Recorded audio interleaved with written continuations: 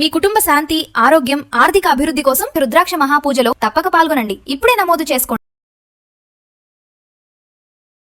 నమస్తే రమగారు. నమస్తే జయ. రమగారు, రహస్యాలు ఒకరికొకరు చెప్పేసుకుంటూ ఉంటాం. చెప్పేసుకుంటే అమ్మయ్య అనిపిస్తుంది రహస్యం చెప్పేస్తే. కానీ ఇంకొకటి కూడా ఉంటుందండి. ఇప్పుడు నేనున్నాను, రమగారు ఇది చాలా సీక్రెట్ అండి, రహస్యంగా ఉంచండి అని మీకు చెప్తా. ఇంకొకరికి చెప్తా, మళ్ళీ అదే మాట ఇంకొకరికి చెప్తా. అది రహస్యం ఎలా అవుతుంది కదా, అందరికి రివీల్ చేసి. ప్రచండమైన రహస్యాలు ఉంటాయి, బయటపడేసరికి బ్రహ్మాండం బద్దలైపోతుంది. అంతే, అమ్మో ఇంకేమన్నా ఉంది కదా అనుకుంటా. అలాంటి ఒక రహస్యాల కథ చెప్తాను. ఓ, నేను రహస్యం అనగానే మీరు స్టోరీ అంటున్నారు, చెప్పండి. అయితే మన విక్రమార్కుడు, పట్టువదలని రమగారు అంతకన్నా ముందు మీరు నా శారీ అడగట్లేదండి. ఇంత కలర్ఫుల్ గా కట్టుకున్నాను నేను, మీరు కలర్ఫుల్ గా ఉన్నారు. ముందు నన్ను అడగాలి. సూపర్. నన్ను అడిగితే అప్పుడు నేను మీకు చెప్తాను. అలాగే ఇప్పుడు నాదేమో పెద్దవాళ్ళ తరహా చీరలాగా ఉంది, పెద్ద మంచి తరహా చీర. నీదేమో ట్రెండీగా ఉంది. మనకి సావిత్రి హ్యాండ్లూమ్స్ వాళ్ళు శారీస్ని స్పాన్సర్ చేస్తున్నారు రమగారు. ముఖ్యంగా మన ఎపిసోడ్స్కి, మనం చేసే ప్రతి ఎపిసోడ్కి కూడా వాళ్ళ శారీస్నే కట్టుకోవాలి, కొంచెం ప్రమోట్ చేయండి అన్నట్లుగా మనకు శారీస్ని పంపించారు. సో సావిత్రి హ్యాండ్లూమ్స్ వాళ్ళది ఈ శారీ. ఇది కేపీహెచ్పిలో ఉందండి. హ్యాండ్లూమ్స్ అనమాట, అన్ని రకాల హ్యాండ్లూమ్స్ ఉన్నాయి, చాలా బాగున్నాయి. నీ శారీ మాత్రం చాలా ఎక్సలెంట్గా ఉంది. ఓకే, మీది కూడా బాగుంది రమగారు. నాది నాకు బాగుంది, నీది ఎవరికైనా బాగుంటుంది. రైట్. సో ఎవరైనా సరే ఆన్లైన్లో కూడా వీళ్ళు సర్వీస్ని అందిస్తూ ఉన్నారు. సింగిల్ శారీ కూడా కొరియర్ చేస్తారట. డెఫినెట్గా ఎవరికైనా నచ్చితే వెంటనే ఆర్డర్ చేసుకోండి. మిమ్మల్ని మధ్యలో ఆపేసాను నేను. విక్రమ బేతాళ కథ. పట్టువదలని విక్రమార్కుడు మళ్ళీ వెనక్కి బయలుదేరాడు. కళేబరాన్ని భుజానేసుకున్నాడు. కళేబరాన్ని ఆశ్రయించుకుని ఉన్న భేతాళుడు రాజుగారికి ఒక కథ చెప్పాడు. ఏం చెప్పాడో చూద్దాం. పూర్వం అవంతిపురానికి ఓ చంద్రగుప్తుడని ఒక రాజుగారు ఉండేవాడు. ఆయన భార్య ప్రభావతీదేవి. పిల్లలు గలగల వాళ్ళకి. చాలా సంవత్సరాల పాటు ఇక మనకి పిల్లలు పుట్టు, ఎవరినైనా పెంచుకోవాల్సిందే అనుకున్నారు. లేదా రాజుగారు ద్వితీయ వివాహం చేసుకోవాలి. వాళ్ళిద్దరూ ప్రేమించి పెళ్లి చేసుకున్నారు. ఆయనకి పైగా వాళ్ళ కుటుంబంలో తరాల వెంబడి రెండో భార్య ఉన్న రాజులు లేరు. ఇంచుమించు ఏకపత్ని వ్రతులుగా ఉన్నారు. సంతానం కోసం ఇంత పని చేయాలా అని ఒక బాధగా ఉండేది ఆయనకి. అయితే ఒకనాడు ఒక ముని ఒక ఆయన వచ్చి వీళ్ళ బాధ గమనించి ఏం చెప్పాడంటే, మీకు సంతానం కలుగుతుంది, సమయం పడుతుంది, అంతేను, సంతాన యోగం ఉందని చెప్పి ఏం చేశాడంటే ఒక పండిచ్చాడు. పండించి మన ఊరికి ఉత్తరాన ఉన్న కాళికాలయంలో అమ్మవారి ఎదురుగుండా పూజ చేసుకుని రాత్రి 12 గంటలకి మగపిల్లవాడు కావాలో ఆడపిల్ల కావాలో డిసైడ్ చేసుకుని ఏ బిడ్డ కావాలని కోరుకుని ఈ పండుని మహారాణి తింటే ఆ బిడ్డ పుడుతుంది మీకు అన్నాడు.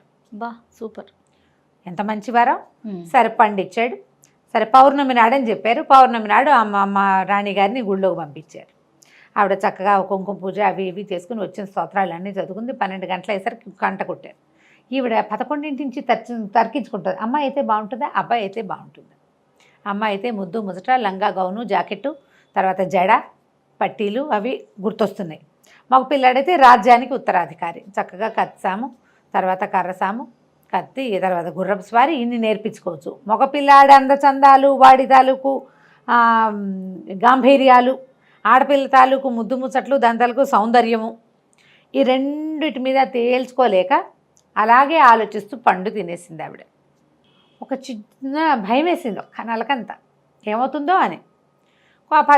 కొన్ని నెలలకి ఆవిడ గర్భవతి అయింది. 10 నెలలకి పండంటి పిల్లవాడు పుట్టాడు. అబ్బో మగపిల్లాడు పుట్టాడు, ఇంకేముందన్నారు. ఊరంతా గానా బజానా చేశారు, చాలా సంతోషించారు. రాజుగారు ఎన్నో దానాలు చేశాడు, ఎంతో అద్భుతంగా సందళ్ళు చేసుకున్నారు. అయితే చంటి పిల్లాడు సాయంకాలం 7 అయ్యేసరికి ఆడపిల్లగా మారిపోయాడు. అయ్యో. రాత్రంతా అమ్మాయిగా ఉండి తెల్లవారగానే అబ్బాయిగా అవుతాడు. చంటప్పుడు ఏమి తెలియదు. ఈవిడ చాలా రహస్యంగా దాన్ని మేనేజ్ చేసింది. తెలిసిపోయింది తన వివిధ వల్ల బుద్ధిలో వచ్చినటువంటి అదే ఇదే అని తేల్చుకోలేని తన గుణం వల్ల ఇలాంటి పరిస్థితి సంభవించిందని భర్త కూడా చెప్పకుండా దాన్ని అక్షరాల దాచిపెట్టింది ఆవిడ. ఓహో, ఎవ్వరికీ చెప్పల. పిల్లవాడి పనులు వేరే వాళ్ళని ఆవిడ చేయనిచ్చేది కాదు. పొద్దుటి పూట పనులన్నీ దాచిలు చేసేవాళ్ళు. చీకటి పడేసరికి పిల్లాడి సంరక్షణ ఆవిడదే. రెండో మనిషిని రానిచ్చేది కాదు. ఎంత జాగ్రత్తగా కాపాడుంటుందో. పిల్లాడికి విజయుడు అని పేరు పెట్టారు. రాత్రిపూట తిరిగే పిల్ల విజయ, పగలల్లా తిరిగే పిల్లవాడు విజయుడు. బాగా పెట్టుకున్నారు పేరు. రాత్రిపూట ముద్దు ముచ్చట దాని గౌన్ వేయటం, జడేయటం, పిల్లతో సరదాగా గడపడం అంతా తల్లివే. తండ్రికి వాసన కూడా రాదు. మొదట చిన్నతనం అంతా ఆవిడ లాగు చొక్కా వేసి మగపిల్లాడిలాగానే ఉంచేది భర్త దగ్గర. కొంచెం పిల్లాడు ఎదిగేసరికల్లా వీళ్ళు చాలా పెద్దవాళ్ళు కదా, ఇక ప్రతిరోజు ఆయన ఏకాంతవాసానికి వచ్చేది అది చాలా తక్కువే. ఏదో కాసేపు కనపడేలాగా చేసేది. తర్వాత ఇంకా పిల్లాడు పడుకున్నాడనో అలసిపోయాడనో ఏదో చెప్పి అట్లా మేనేజ్ చేసేది. పిల్లకి జాగ్రత్తగా ఎప్పుడైనా తండ్రిని కలవాల్సి వస్తే ఓ లాగు చొక్కా వేసి చూపించేది తప్పిస్తే తెలియనిచ్చేది కాదు. పెద్ద ఎదిగాక పిల్లవాడు బాగా ఎదిగాడు, చక్కగా కథసాము అన్నీ నేర్చుకున్నాడు. ఏ విద్యలైనా పగలే కదా, రాత్రిళ్ళు ఏం ఫైటింగులకు దిగుతారు ఎవరైనా. పైగా ఆ రోజుల్లో యుద్ధం అంటే 6ంటికి మానేయాలి. ఇలా మేనేజ్ చేసింది. కొద్ది రోజులు గడిచిన తర్వాత పిల్లాడు పెద్దవాడు అయ్యాడు. ఒకసారి వేటకి వెళ్ళాడు. మొత్తం జనాభా అంతటినీ వేసుకుని వెళ్ళాడు. సాయంకాలానికి తిరిగి వచ్చేస్తారు లెక్క ప్రకారం. కానీ ఆ రోజు ఏమైంది, ఒక మదించిన ఏనుగు వీళ్ళ వెంట పడింది స్కందావరం వెనకాల. పడేసరికల్లా అందరూ సైనికులు కకావికలై తలా పక్కకి వెళ్ళిపోయారు. అక్కడి నుంచి ఈ విజయుణ్ణి, రాజకుమారుణ్ణి ఏనుగు తొండంతో చుట్టి పట్టేసుకుని పరిగెత్తేసింది. ఆ ఏనుగు తొండంలో చిక్కుకుని కేకలు పెట్టాడు. చీకటి పడిపోయింది. కేకలు మగవాడి కేకల నుంచి అమ్మాయి కేకలు మొదలైనవి. మారిపోయింది. వేట దుస్తుల్లో ఉన్నారు. ఆడపిల్లలకైనా మగవాళ్ళకైనా అవే బట్టలు కదా. ఇంతలో ఏమైంది, అదే అడవిలో రత్నగిరి రాజకుమారుడైన వసంతుడు ఆ వేటకు వచ్చాడు. అతను ఎవరో ఆడపిల్ల కేకలు వినపడుతున్నా ఏనుగు పరిగెడుతున్న శబ్దం వస్తుందని అతను పరిగెత్తుకుంటూ వచ్చి ఆ అమ్మాయిని రక్షించాడు. రక్షిస్తే మీ రుణం ఎలా తీర్చుకుంటాను, ఇంత ఖరీదైన బట్టలు వేసుకున్నావు, ఎవరమ్మాయి ఏమిటి అంటే, నేను అవంతిపుర రాజకుమారిని, విజయ నా పేరు అని చెప్పి. ఎలా మీ రుణం తీర్చుకుంటే, ఏముంది నన్ను పెళ్లి చేసుకోని, ఆడపిల్ల చాలా అందంగా ఉంది, సరే పెళ్లి చేసుకోమన్నాడు. అలాగే మా నాన్నగారిని అడుగుదు కానీ అని చెప్పాక కొంచెం చాలా చికాగ్గా ఉంది, స్నానం చేసి వస్తానంది అనేసరికల్లా ఏదో తిండి నిప్పలు తిన్నాక నిదానంగా స్నానం చేయొచ్చని ఆ ముందు అమ్మాయి అలసట తీర్చి ఏదో తినడానికి పెట్టించాడు. తర్వాత స్నానానికని మడుగు దగ్గరికి వెళ్ళింది, ఎప్పటికీ రాల. ఈ లోపల ఈ రాజకుమారుడు పడుకుని నిద్రపోయాడు. తెల్లవారింది, చూసుకున్నాడు, ఈ అమ్మాయి ఉందా అంటే ఎవరు లేదన్నారు. తీరా అతను ఆ మడుగు దగ్గరికి ఆ అమ్మాయి కోసం అని వెళ్ళేసరికల్లా అక్కడ ఒక కుర్రాడు స్నానం చేస్తూ కనపడ్డాడు. వాడు మారిపోయాడు. ఇతను అన్నాడు, నువ్వెవరివో ఏమిటంటే, నా పేరు విజయుడు, నేను అవంతిపుర రాజకుమారుడు అన్నాడు. అనేసరికల్లా ఇతను అన్నాడు, నేను ఒక అమ్మాయిని నిన్ను చూసానంటే మీరు మా చెల్లెల్ని చూసుంటారు అని చెప్పి వెళ్ళిపోయాడు. అయితే ఏమైంది, ఈ బయటికి వెళ్ళిపోతుంటే మగ పిల్లాడైపోయాడు కదా. సరే వీళ్ళు ఏమన్నారు, స్కందావరం అక్కడెక్కడ ఉందండి అని చెప్పాడు. ఒక గుర్రం ఇచ్చి ఇతన్ని పంపించాడు. ఈ గుర్రం ఇచ్చి పంపించే దారిలో ఏమైంది, ఒక గ్రూప్ ఆఫ్ సైనికులు వస్తున్నారు, ఓ పల్లకి మోసుకుంటూ. ఆ పల్లకి మోస్తుంటే పల్లకి మీద ఒక దొంగల దండు పడింది. ఈ గుర్రం మీద వస్తున్న రాజకుమారుడు అది చూసి వాళ్ళ మీద యుద్ధానికి దిగాడు. ఎవరో ఉన్నారు పల్లకిలో, అంతఃపుర స్త్రీలు అయ్యి ఉంటారని బోల్డంతా ఫైటింగ్ చేశాడు. ఆ దొంగల్ని చావగొట్టి చెవులు మూసాడు. ఆ పల్లకిలో ఒక అమ్మాయి లేచి బయటకు వచ్చింది. ఆ పేరు లవంగి, ఆ పిల్ల పేరు. ఈ లవంగి ఎవరు, ఇంతకుముందు మనం చూసిన వసంతుడి చెల్లెలు. సరే నేను ఫలానా రాజకుమార్తెని అని చెప్పింది. ఈ కుర్రవాడి ప్రేమలో పడింది. అబ్బాయి బాగున్నాడు. మనం పాత కథలన్నీ చూస్తాం, ఊరికే చూస్తారు, పెళ్ళిళ్ళు చేసేసుకుంటుంటారు. Love at first sight. అక్కడి నుంచి సరే చెప్పాడు, నేను ఫలానా రాజకుమారిని, ఫలానా రాజకుమార్తెని చెప్పుకున్నాక మా నాన్నగారు కబురు చేస్తారు, మీరు ఒప్పుకోండి, మనం పెళ్లి చేసుకుందామని చెప్పి అలాగేనన్నాడు. ఇంటికి వెళ్ళిపోయాడు. ఎవరి దారిని వాళ్ళు వెళ్ళిపోయారు. అమ్మాయి ఎందుకు వచ్చిందంటే అడవిలో వారం నుంచి ఉన్న వాళ్ళ అన్నయ్యని కలవడానికి వచ్చిందనమాట. సరే ఎవరి దారిని వాళ్ళు ఇంటికి వెళ్ళిపోయారు. ఈ రాజుగారికి ఉత్తరాలు వచ్చినాయి 2. ఏమిటంటే, మీ అమ్మాయిని మా అబ్బాయికి ఇవ్వండి, మా అబ్బాయికి మీ అమ్మాయిని చేసుకుంటాము అని 2 ఉత్తరాలు పంపించారు, శుభలేఖలు. పంపించేసరికి ఈయన నిర్ఘాంతపోయి ఇదేమిటి, మన అబ్బాయికి వాళ్ళ అమ్మాయిని ఇస్తానంటే బాగానే ఉంది, మన అమ్మాయిని వాళ్ళ అబ్బాయికి చేసుకుంటారు, మనకు అసలు అమ్మాయి ఏది. దాంతో ఈవిడ కళబెళ్ళబడి ఏదో జరిగిందని కొడుకుని పిలిచి అడిగింది. అక్కడ అబ్బాయి చెప్పాడు, నేను అమ్మాయిగా ఉన్నప్పుడు అతన్ని చూశాను, అబ్బాయిగా మారినప్పుడు ఈ అమ్మాయిని చూశాను అని.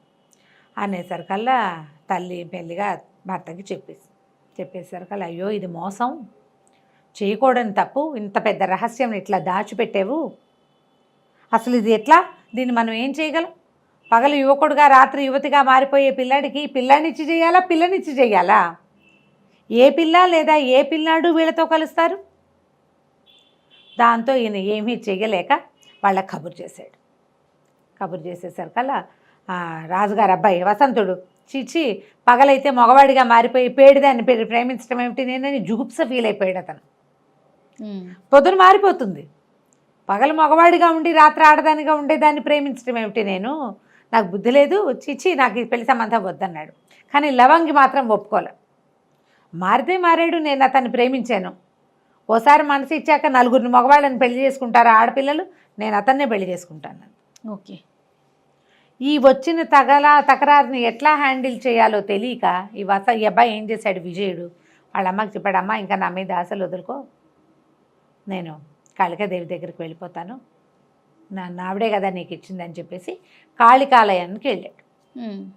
వెళ్ళి ఏం చెప్పాడు కాళికాదేవికి దండం పెట్టి, నా వల్ల ఇలాంటి నా తండ్రికి పరువు పోయింది, పైగా నా జీవితం ప్రజలకు తెలిసిపోయింది, ఇక ఇలాంటి దిక్కుమాల జీవితం నేను ఎందుకు జీవించడం, నాకు వద్దని మెడ నరుక్కుని చచ్చిపోయాడు. అమ్మవారికి తన తలని ఆహుతిగా ఇచ్చేశాడు.